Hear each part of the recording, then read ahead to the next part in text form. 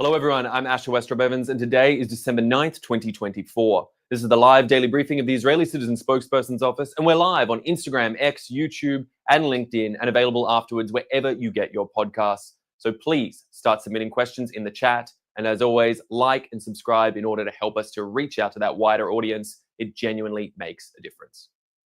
Now, Israel is under attack on 7 fronts, and it's not just a talking point. But it's important to understand what is really happening on each front. So turning to Yemen, and we see that the Houthi pirates are launching Iranian drones.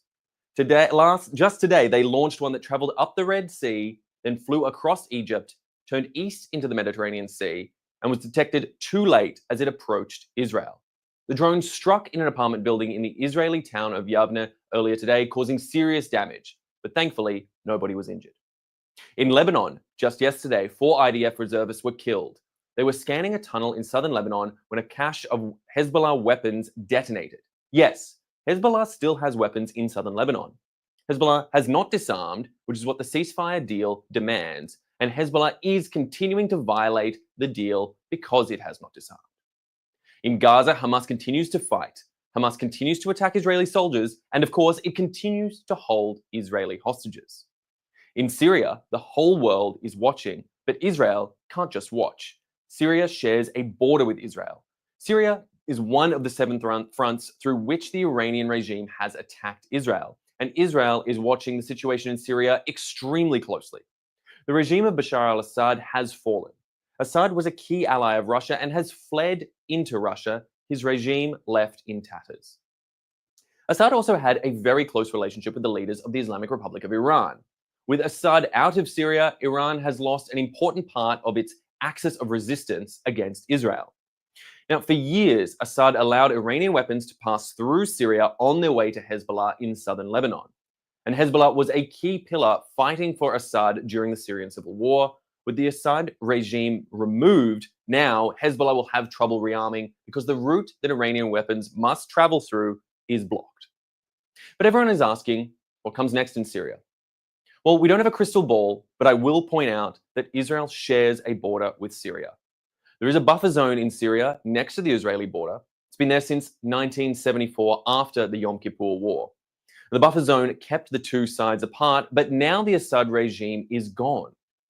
Armed groups are attacking UN peacekeepers in the buffer zone, and the Israeli military has moved in and is protecting UN peacekeepers. The IDF took the peak of Mount Hermon, the highest point in Syria, and it has a commanding view of Israel. Israel will not allow anyone to threaten Israel from this position. And the IDF also struck a chemical weapons factory in Syria in order to prevent rebel groups from seizing it and controlling the deadly weapons within.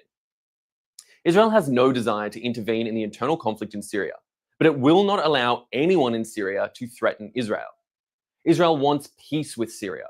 We should demand that any new government in Syria make peace with Israel and end all claims against Israel and Israeli territory.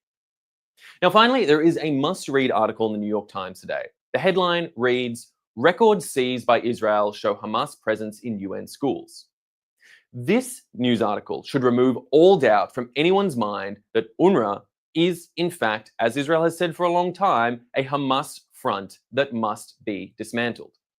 The New York Times reported that at least 24 Palestinians who were employed at 24 different UNRWA schools in Gaza were members of Hamas or its sister terror group, Islamic Jihad. And these weren't just janitors. A majority of the 24 were senior administrators, principals or deputy principals of their schools. The rest were school counselors and teachers, and almost all of them were fighters in Hamas's military, the Qassam brigades. Hamas terrorists were running UNRWA schools in Gaza.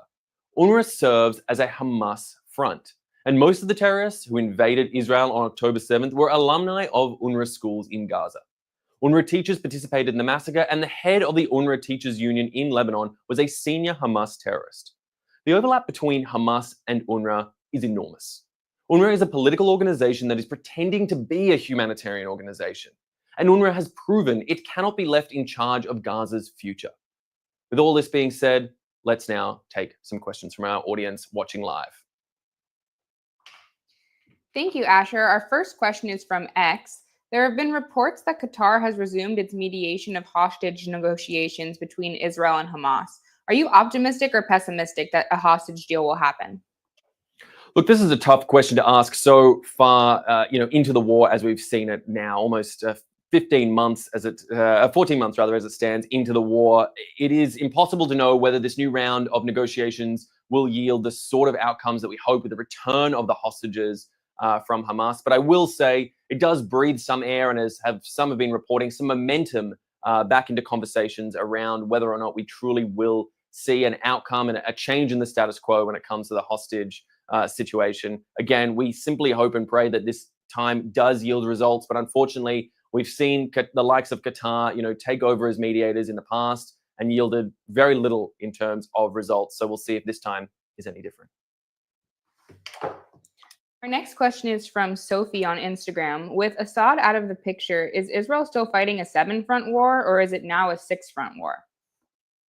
Well, Sophie, I wish I could say that it was now a 6-front war, but frankly, that's simply not the case. It is too soon to tell what the new regime even looks like, what the new government in Syria looks like, and whether or not they will be focused on internal matters, they will choose to make peace with Israel, or whether they will continue to perpetuate the same anti-Israel hostility that has been so key to Syria's international relations and diplomacy over the last 50-odd years of the Assad regime through father and son. We do hope there's a change in the status quo. We hope that we can create some sort of new sentiment and new working relationships, peace, even if I could be so bold, with a new Syrian regime. But simply at this stage, with the lightning fast moves that we saw of these groups ousting the Assad regime, we simply don't know whether this will be removed. And as it stands right now, 7 fronts are still very much active in this ongoing war against Israel and the region.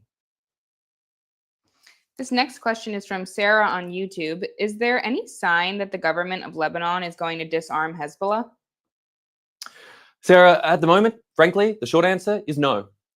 We have not seen Hezbollah truly disarming. As we said, the terrible turn of events which saw 4 IDF reservists killed by Hezbollah weapons cache just yesterday, there has not been that disarmament. That being said, that's why the 60-day ceasefire was put in place. The ceasefire was put in place with the goal to disarm Hezbollah, to remove them from southern Lebanon, and have the Lebanese army come and take over that control of that region. We hope that at the end of that 60 days, that will have the sort of results that we want, that Hezbollah will be disarmed and removed from that area. As it stands, it simply isn't happening, but I guess time will tell.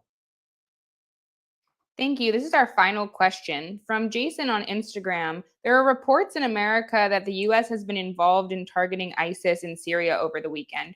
Do we know if Israel has any involvement in this?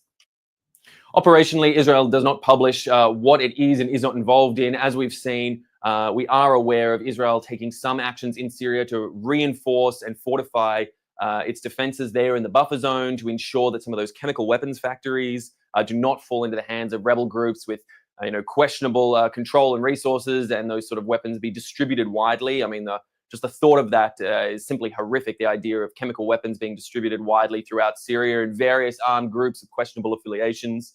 Israel is taking measures to protect itself, but in terms of specific actions in line with the US or in line with others, we don't have that sort of operational clarity right now. We will have to see what comes in the future. But the fact is that Israel will work incredibly hard to defend its borders and to defend its sovereign territory against any who may attack it from any of the 7 fronts that surround the nation. All right, that is all we have time for today's daily briefing. I want to thank you so much for taking the time to watch with us. Make sure to come check us out at the same time tomorrow. That's 3 p.m. Israel time, 8 a.m. Eastern. Thank you so much for watching, and please like, subscribe, and share these briefings out with anyone that you can in your network. It really helps to get the message out wide and far. I'm Asher Westrop Evans. Thanks for watching.